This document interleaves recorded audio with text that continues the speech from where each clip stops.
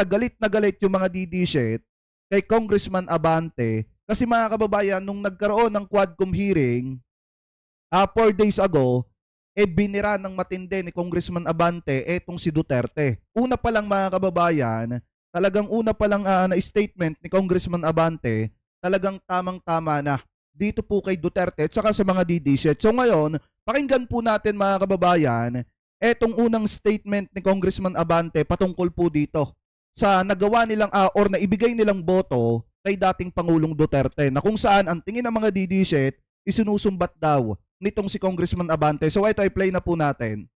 Maraming salamat po Mr. Chair. Dahilan sa Tagalog po ang inyong opening remarks. Hayaan po niyo ko na mag-English naman. Sapagkat mayroong isang abogado dito, ininsulto ang isang member ng Quadcom na hindi raw marunong mag-English. Gusto ko pong sabihin sa abogadong yan na ako po ay marunong mag-English. Ayan! Baka mas marunong pa ako sa kanya mag-English. Si Panelo ata yung pinatatamaan dito. Ito po ang opening remarks ko sa ating Senior Deputy Speaker, sa ating Deputy Speaker, sa aking mga co-chairs, ladies and gentlemen, colleagues, at mga kababayan.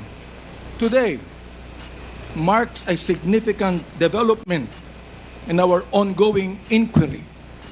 Gusto ko yung abogado natin na nang insulto dito sa isang member natin dito, makinig na mabuti.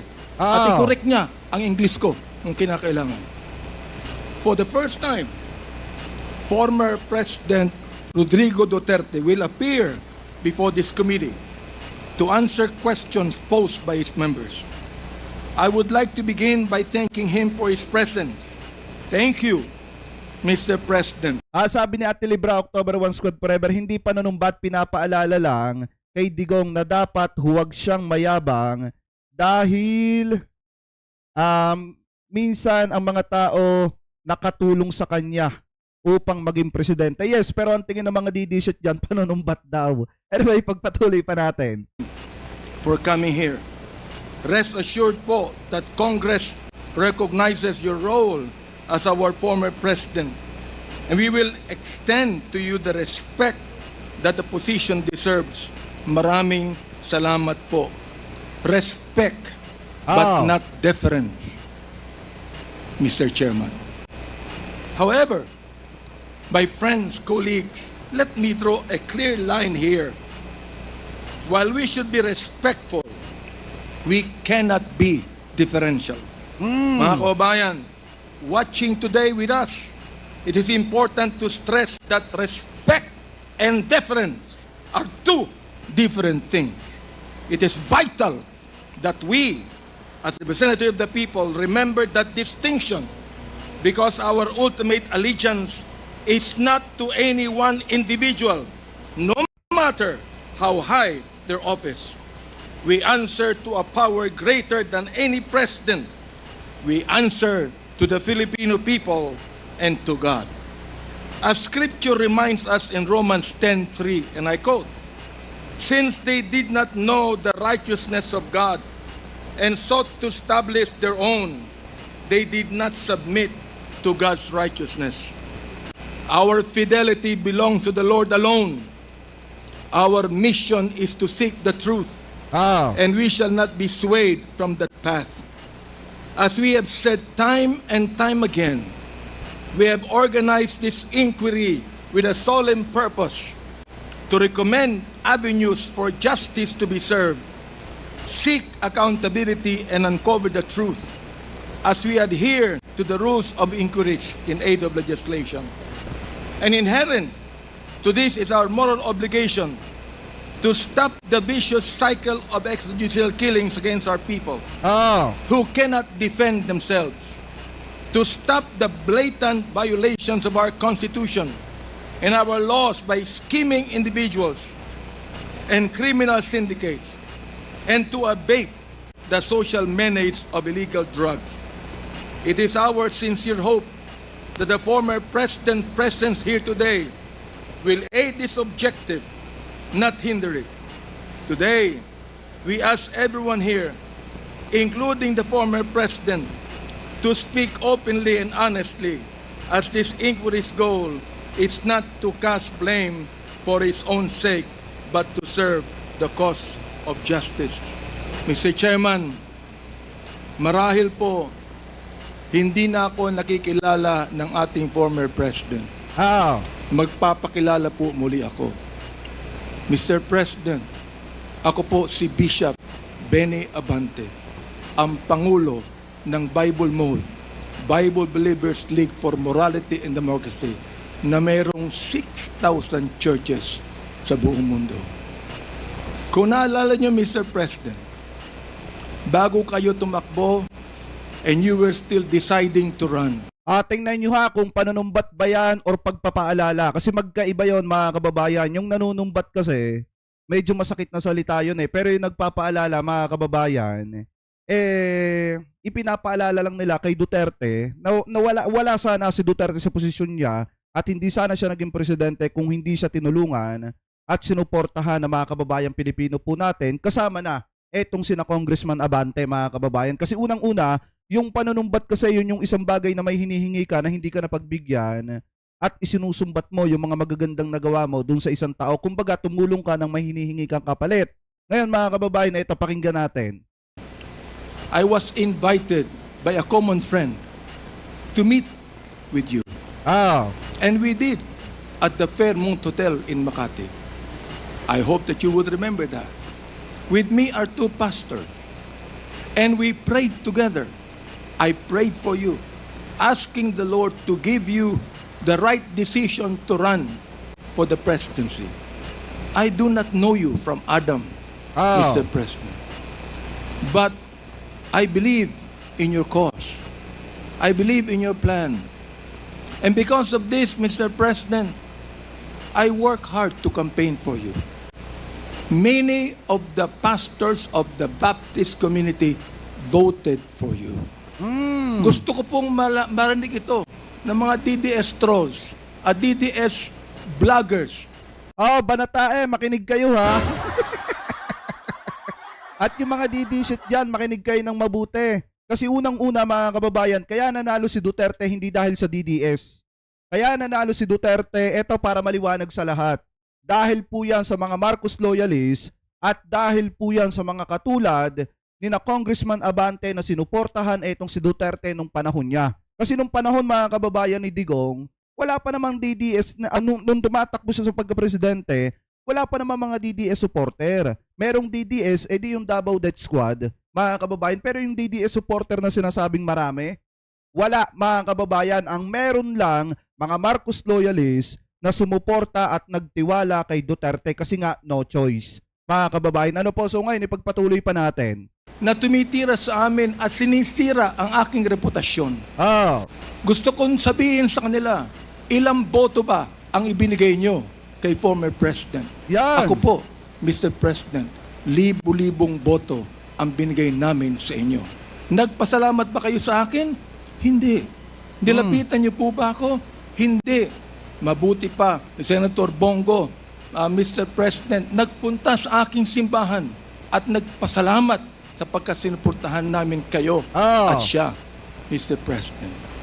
Now, gusto kong sabihin po dito. Eto yung mga salita na ayaw marinig ng mga DDS Kasi pag naririnig din na to, nanghihina sila eh. Pinanghihinaan sila ng loob mga kababayan. Bakit?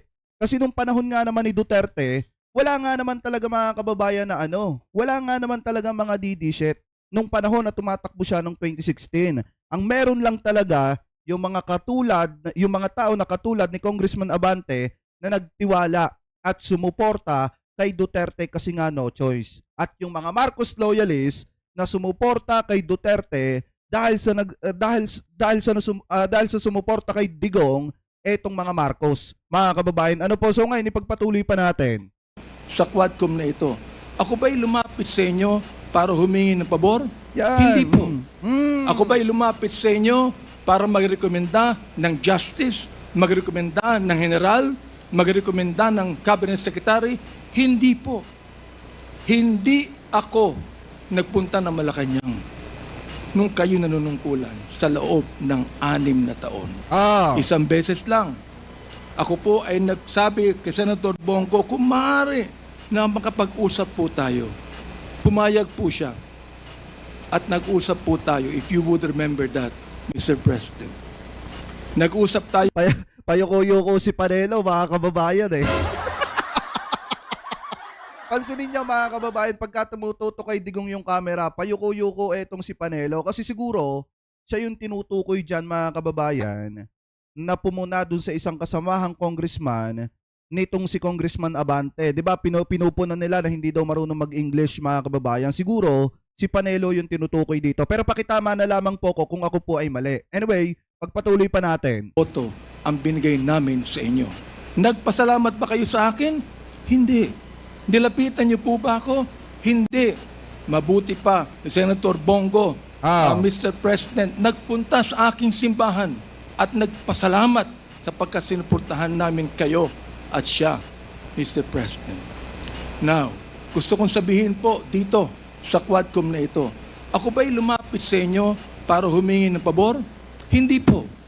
Ako ba'y lumapit sa inyo para magrekomenda ng justice, magrekomenda ng general, magrekomenda ng cabinet secretary? Hindi po. Hindi ako nagpunta ng Malacanang nung kayo nanunungkulan sa loob ng 6 na taon. Isang beses lang. Ako po ay nagsabi kay Senator Bongo kung maaari na makapag-usap Pagmasdan nyo si Panelo mga kababayan ha. po tayo.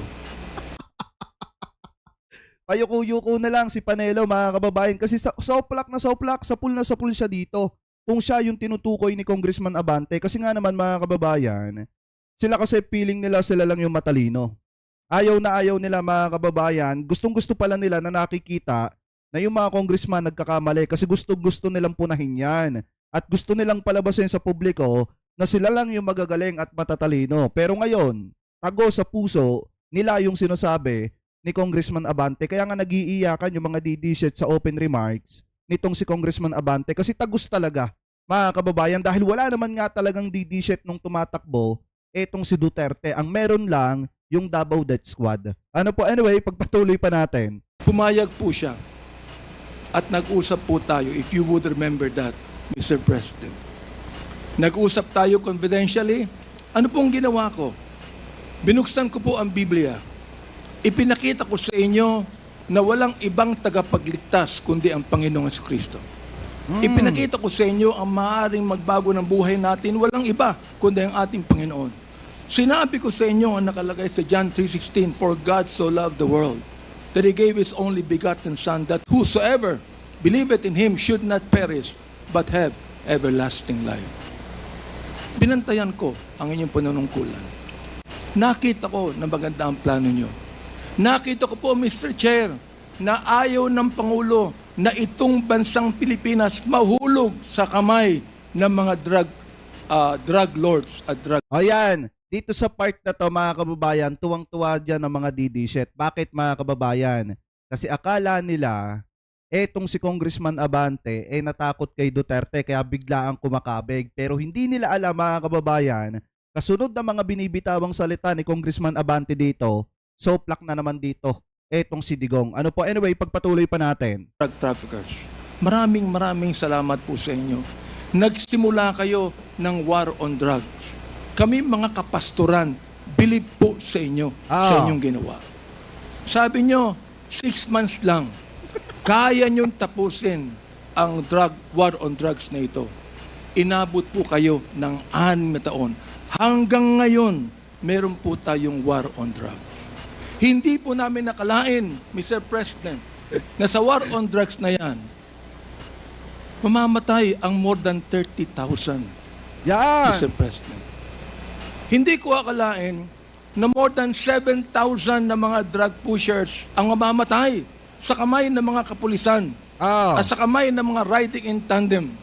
At sinabi po ng ating ibang kapulisan, at gusto kong sabihin, hindi po lahat ng kapulisan, sapagkat ang karamihan po ng ating kapulisan mga mabuting tao at nais protektahan ang bansang ito. Pero ang ilang mga pulis pumatay po. At dito nag-testify ang ilan na merong reward system na inyong itinanggi nung kayo ay nag-testify under oath doon sa Senado. Ngayon po, bilang bishop po, ng Bible mode. Hindi ko akalain na kinakailangan pumatay tayo ng more than 30,000 people para masugpo po ang drugs sa atin. Aba, Mr. Chair, talo pa natin ang Mexico. Sapagkat ng Mexico, nakita ko wala pang 10,000 namatay. Talo pa natin ng Colombia. Naging killing fields po ang Pilipinas nung panahon ninyo, nung kayo nanunungkulan. Naniniwala po kami na dapat hindi manatili ang drugs dito sa ating lipunan. Subalit, hindi po ako naniniwala na dapat tayong pumatay ng more than 30,000 people. Dahilan dito, pinatay si Kian Alejandro. Ano ang kasalanan niya? Pinatay ang isang 3-year-old na bata na nahagip ng stray bullet dahilan pumatay sa isang drug pusher. Pinatay ang 9-year-old na bata doon sa Caloocan, Mr. President, Mr. Chair. Ang kanyang bala ay nandun pa sa kanyang katawan nung siya'y nilibing. Subalit anong sabi? Funeral service. Siya po'y namatay dahil sa pneumonia. Pinatay po ang isang driver ng tricycle driver sapagkat sinakay niya ang isang drug pusher. Yung drug pusher pinatay, pero yung driver ng tricycle pinatay din. Sabi ni Ma'am Libra, October 1 Squad Forever, kahit anong paliwanag sa mga didishit, sarado na. Ang mga pangunawa nila, ipagdasal na lang natin sila. Kaya nga po kasi kahit anong sabihin natin mga kababayan, kung ang pananaw nila mabuting tao si Duterte, yun talaga yung pananaw nila. Pero tayo naman mga kababayan, unang-una, sinabi ko naman din kanina sa unang live natin, na hindi natin ikinakaila na may mga nagawa si Digong sa Pilipinas. Pero mga kababayan, hindi rin naman natin maitatanggi na sobrang dami rin ang ginawa niyang pagkakamali na ngayon ay kailangan niyang pagbayaran. Ano po? Anyway, shoutout po sa inyo. Thank you po sa pakape. Ayan, ipagpatuloy pa natin. Mr. President, hindi niyo po alam to. Hindi niyo po alam to. Ngayon, meron pong isa dahil sa tokhang kumatok sa isang pintuan, hinanap ang isang taong nangangalampilo na isang drug pusher. Hindi nakita. Pinatay. Yung pinagtanungan. Yung pilo, buhay pa, Mr. President, Mr. Chair. At naglalako pa, palagay ko, ng drugs ngayon. Hindi ko po maintindihan to. Hindi ko po maunawaan kung bakit ganon. Samantalang sinuportahan kayo ng maraming pastor ng Baptist community. Ang ilang mga kapastoran po nandito. At ilang mga pastor namin nanonood ngayon at pinapakinggan ang aking tinig, Mr. Chair. Ako po ay binabas araw-araw ng mga bashers ng DDS troll, ng DDS vloggers. Minumura itong taong ito. Sinisira ang aking reputasyon. Minumura po ako ng katulad ng inyong pagmumura, Mr. President. Hindi ko akalain kung bakit gagawin nila yan. Ang tanong ko, ilang boto ba ang ibinigay ng mga DDS vloggers sa inyo? Tandaan natin mga kababayan, nung panahon na nangangampanya, etong si Duterte noong 2016, hindi pa naman malakas ang vlogging community nung panahon na yon. Ibig sabihin mga kababayan, walang gaano mga vlogger na sumusuporta kay Duterte nung panahon na nangangampanya siya. At nung panahon na tumatakbo siya sa pagkapresidente, ang tanging sumuporta lamang kay Duterte na marami ay yung mga kababayan po nating Pilipino na mga Marcos loyalists. At yung mga sumuporta kay Duterte, yung mga katulad ni Congressman Abante na talagang hinikayat yung mga kasamahan niya na suportahan etong si Digong. Kaya nga mga kababayan, pagka binibigkas etong mga katagang ito ni Congressman Abante, tinatamaan yung mga DDS vlogger. Kasi wala sila nung mga panahon na kailangan sila ni Duterte. Wala sila nung mga panahon mga kababayan na naghahanap at naghahagilap si Duterte ng boto. Sino yung nasa tabi ni Digong mga kababayan? Yung mga kababayan po natin na mga Marcos loyalists na nagtiwala kay Duterte dahil sinuportahan si Digong ng Marcos family nung panahon na nangangailangan siya ng boto. Tapos ngayong nanalo na mga kababayan, natapos na yung termino, napakayabang nila, akala nila, kaya nila lahat. Mga kababayan, at akala nila, wala silang natanggap na tulong galing po sa mga Marcos. Pero hindi mga kababayan, Marcos ang unang tumulong sa kanila, kaya naandyan sila sa kapangyarihan kung nasa saan man sila ngayon. Kaya naging vice presidente yung anak niya kasi tinulungan ng Marcos family mga kababayan. Kaya naging presidente si Digong at nakilala sila, ang kanilang angkan, kasi tinulungan sila ng Marcos family. Ano po, at ng mga Marcos loyalists at ng mga katulad nitong si Congressman Abante. Ano po, anyway, pagpatuloy pa natin. Gusto kong sabihin sa inyo, I can testify on this, na libu-libong boto ang nakuha nyo sa Baptist community at hindi ako humiling ng anumang pabor sa inyo, Oh. Mr. President. In fact, kung naalala nyo, Mr. President, sinabi ko kay Senator Bongo na nais kitang imbitahan sa aming selebrasyon ng National Baptist Day, Mr. President. Niendo ko lang po yung pakikipag-usap na ito ni Delga sa ating presidente para po makapakinig po sa akin ng tama. Ah. Inimbitahan ko kayo. Nagpunta ho kayo, Mr. President. Doon po sa SMX, nakita nyo ang 7,000 na mga Baptist leaders na nakinig po sa inyo. Sa inyong speech, Mr. President. Oo. Doon po sa speech ninyo, sa harapan po ng mga bishop at ng mga pastor, nagmumura kayo. Pinagbigyan po namin kayo. Kahit na hindi maganda sa amin makarinig ng mura, pinagbigyan po namin kayo dahil kayo ang Pangulo at dapat namin kayong irespeto, Mr. President. Andito ho ako, nakaupo sa harapan nyo. Nagpapasalamat sa pagkakataong ito na masabi ko ng buong katapatan sa inyo ang ginawa ng more than 6,000 na mga kapastoran ng Bible Mode para sa inyong eleksyon bilang Pangulo ng Pilipinas. Nung akin pong nag-file ako ng bill, Mr. President, yung pong tinatawag nating Republic Act 11897, an act declaring the second Thursday of January of every year as special working holiday to be known as National Baptist Day. Sinuportahan po ito ng lahat ng mga congressman. Ah. Sinuportahan po ito ng lahat ng mga senador. Okay. At nilagay po sa inyong opisina. Pinirmahan nyo ba ang bill na yan? Hindi po. Naging batas yan because it lapsed into law after 30 days. Pero, okay lang po sa amin yun. Okay lang po sa amin yun. Yun na lang siguro ang maaaring pasalamat ninyo, Mr. President, sa amin. Bilang pagboto namin sa inyo ng mga libo-libo mga Baptist leaders at Baptist members sa buong kapuluan. Hanggang ngayon, nirerespeto po kayo ng aming kapastoran. Hanggang ngayon, pati yung kapastoran po namin sa Mindanao, ginagalang kayo. Marami kami pastor sa Davao na ginagalang po kayo. Bakit po? Sapagkat kayo ay naging Pangulo ng Pilipinas. Ang kahilingan lang po namin dito, Eto, pakinggan nyo itong mabuti ha, yung huling sasabihin ni Congressman Abante. Mr. President, habang kayo po ay kinakausap namin ngayong umaga, ang kahilingan lang po namin dito ay sana po naman respetuhin po ninyo ang Quadcom hearing na ito sa pamamagitan ng hindi paggamit ng mga vulgar words, Mr. President.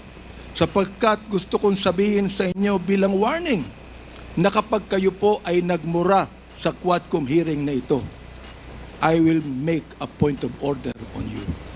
Meron po akong batayan na batas sa tinatawag po nating disturbance of proceedings. Kaya pala mga kababayan, si Duterte, hindi siya makapagmura. Kaya pala hindi siya makapagmura kahit inis na siya mga kababayan doon sa ilang mga kongresista na nagtatanong po sa kanya. Kahit hindi siya makapagsabi, kaya pala hindi siya makapagsabi ng mga PI mga kababayan kasi una pa lamang ay may banta na. Etong si Congressman Abante dito po kay Duterte kapag po ito ay nagmura at binastos ang Kamara, mga kababayan. At saka magaling itong si Congressman Barbers kasi nga pagka nagkakaroon ng tensyon, nagkakaroon ng break mga kababayan. Kumbaga, hindi na iipakita yung mga aksyon mga kababayan, yung mga pagmumura nitong si Duterte. Kasi pag aksidente na nakakapagbitaw ng salita itong si Digong, naaawat agad, naaampat agad mga kababayan ng mga kongresista. Unlike sa Senado, na hinayaan nila na bastusin ang Senado, mga kababayan, noong pumunta itong si Duterte at umattend at nagkaroon ng hearing dyan po sa Senado. Anyway, ipagpatuloy pa natin. Gusto kong basahin doon po sa Psalms 109, 17 to 18 and 28. Hindi ko alam kung naniniwala kayo sa Diyos. Hindi ko alam kung naniniwala kayo sa Biblia. Samantalang sa isang pagkakataon, tinawag niyo ang Diyos na stupid, Mr. President. Tinanggap po namin yan sa kayo Pangulo. Oo. At napapasalamat Napapaisip siguro si Digong, paano na ako magmumura dito?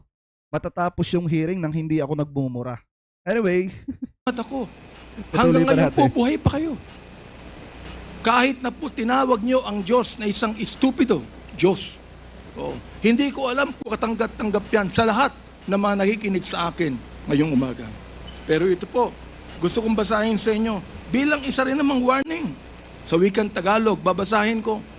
Sapagkat iniisip niya, ang manumpa, ang magsabi ng masama, kaya darating yaon sa kanya, sapagkat hindi siya nalugod sa pagpapala, kaya't malayo yaon sa kanya. Dahil binihisan niya ang sarili niya ng pagsabi ng masama o pagsumpa na gaya ng kanyang sariling damit, yaoy papasok sa kanyang kalooban na gaya ng tubig at gaya ng langit sa kanyang mga buto. Hayaang sumumpa sila. Hayaang sila ay magmura. Ngunit magpala ka. Ang kahilingan po namin ngayon, Mr. President, sana po, imbis na mura ang marinig namin sa inyo, sana po, bigyan nyo kami ng pagpapala sa Quadcom na ito. Sapagkat hindi personalidad ang tinutukoy namin dito. Ang tinutukoy po natin ito, issue na kinakailangan po natin tuldukan sapagkat ito po'y kailangan ng ating bayan. Kapag sila'y bumangon, sila'y mapapahiya, ngunit ang iyong lingkod ay magagalak. Yan po ang sinabi sa Salmo, Mr. Chair, Mr. President. Salamat po sapagkat hinayaan niyo ako na magsabi sa inyo ng buong katapatan na walang halong anumang pagkukunwari, Mr. President. Ginagalong ko pa rin po kayo. Hindi po dahilan ay kayo, kundi dahilan sa minsan naging Pangulo kayo ng Pilipinas. Kaya nga po ang aking opening remarks is what? Respect, not deference.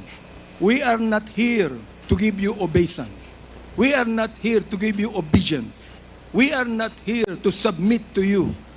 We are here as equal members of this House, Mr. President, Mr. Former President. You are now a private citizen. And I hope and pray that you would give us equal respect as we give you equal respect today.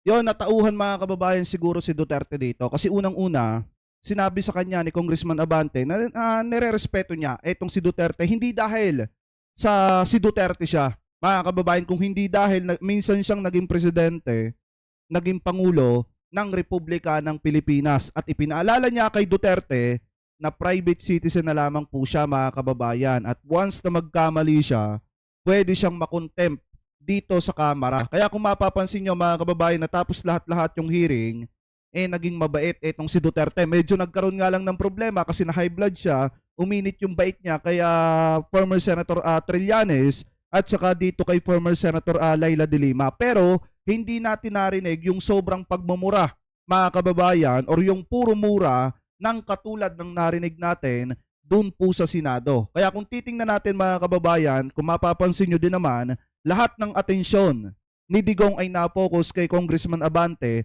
sa open remarks nitong si Congressman Abante kasi nga mga kababayan, talagang malaman at sapul na sapul, hindi lang si Duterte, kung hindi yung mga kaalyado ni Digong at saka itong mga taga-suporta nitong si Digong. Kasi nga baka akala ni Digong mga kababayan, presidente pa siya ngayon. Akala ni Digong siguro, special pa siya ngayon mga kababayan. Buti na nga lang, ipinaalala sa kanya ni Congressman Abante na hindi na po siya mga kababayan politiko.